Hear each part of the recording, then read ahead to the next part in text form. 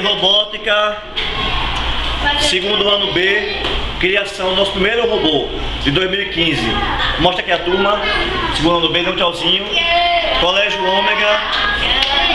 Colégio Ômega Júnior, aqui é o Santos Dumont, nosso primeiro robô das aulas de robótica.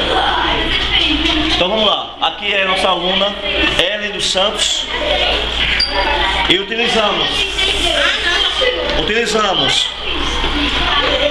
uma escova normal, utilizamos uma pilha normal,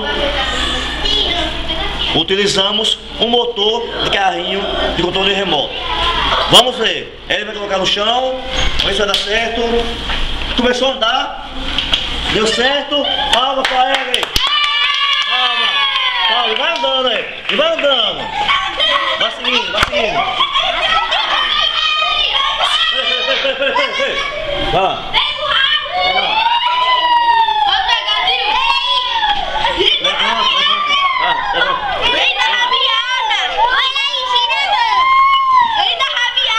Deixa, pega não, deixa. Ele vai andando, o robô vai andando, ué. Vai andando.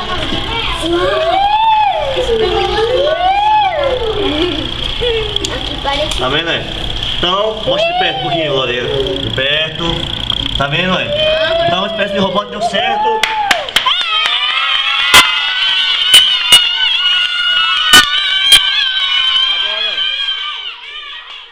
Agora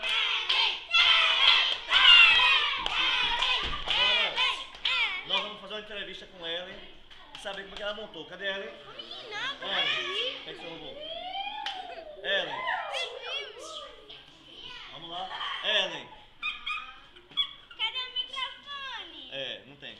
Ellen, explique aqui para os seus amigos como é que você montou. Primeira coisa, o que é que tem? Número 1. Faz mais alto aí um pouquinho. Um motor de carrinho, controle remoto, diga alto. Segundo, uma pilha normal e uma escova. E para prender, o que foi que você colocou? Uma fita dupla face.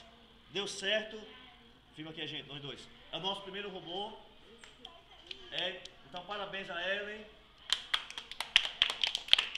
Experiência concluída com sucesso. Ellen!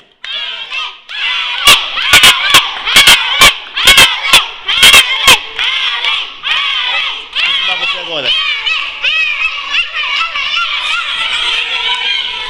Quem tava filmando o filme foi Lorena. Deixa eu ouvir Lorena. Vai sair. Ok. Então, Ellen, parabéns.